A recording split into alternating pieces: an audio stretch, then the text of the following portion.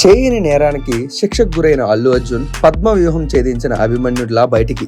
సంధ్య theatre జరిగిన ప్రమాదంలో అల్లు అర్జున్ ప్రత్యక్ష పాత్ర లేకపోయినా ఆయన్ని లక్ష్యంగా చేసుకున్న శక్తులు కొన్ని వేధించే ప్రయత్నం చేశాయి.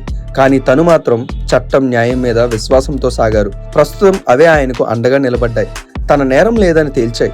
ప్రత్యక్ష పాత్ర లేకుండా అల్లు అర్జున్ బద్నం చేయాలన్న శక్తులకు బుద్ధి చెప్పేలా తాజాగా తీర్పులు కనిపిస్తున్నాయి. తొలుత తెలంగాణ హైకోర్టు బెయిల్ మంజూరు చేయగా ప్రస్తుతం నాంపల్లి కోర్టులో అల్లు అర్జున్ కి పూర్తి స్థాయి బెయిల్ దక్కడం ఉపశమనంగా మారింది. వాస్తవానికి డిసెంబర్ 4 నాటి ఘటనలో ఆయన తప్పు లేదని తొలి నుంచి చెబుతూ వచ్చారు. చేయని నేరానికి శిక్ష వేస్తున్నారంటూ వాపోయారు.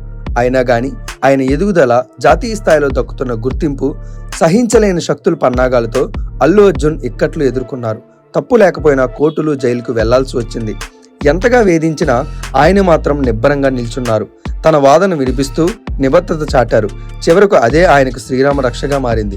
చట్టం మీద ఉంచిన విశ్వాసం తోడ్పడింది. తొక్కిసలాట జరగడానికి తగినంత భద్రత లేకపోవడమే కారణమని అందరికీ అర్థమవుతుంది.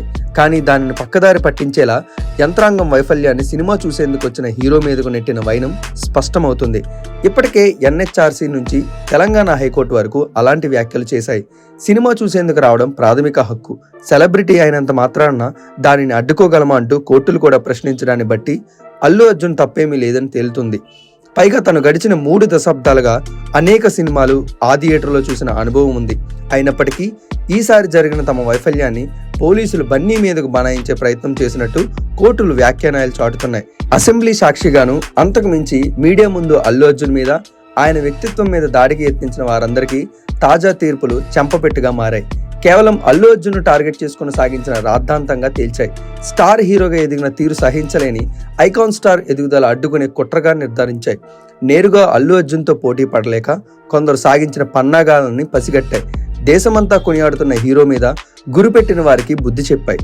ఇలాంటి కుయుక్తులతో అల్లు అర్జున్ ఎదుగుదలను అడ్డుకోలేరని తేల్చాయి. విశేషమైన వ్యక్తిత్వం, ఉన్నతమైన నటన, సామర్థ్యం అల్లు అర్జున్కి ఆభరణాలుగా తేలిపోయాయి. పద్మ వ్యూహంలో అభిమన్యుడి మాదిరిగా ప్రత్యర్థుల కుట్రలు ఛేదించిన అల్లు అర్జున్కి ఆటంకాలు అధిగమించడం విశేషంగా మారింది. ఇలాంటి అనుభవాలు ఆయనకు ప్రజా జీవితంలో పాఠాలుగా ఉపయోగపడతాయనే అభిప్రాయం బలపడుతుంది. అభిమానుల హీరోగా ఆపద వచ్చినప్పుడు ఆదుకోవడానికి ముందుండే మంచి మనిషిగా ఈ ఉదంతం మరోసారి నిరూపించింది. కొందరు ఎత్తులు వేసి అల్లు అర్జున్ను అడ్డుకోవాలని చూసినా అవన్నీ తాత్కాలికమేనని నిరూపితమైంది. ఓవైపు సినిమా బ్లాక్ బస్టర్ సాధించిన విషయాన్ని జనం దృష్టికి రాకుండా చేసిన ప్రయత్నంగా భావించాల్సి ఉంటుంది.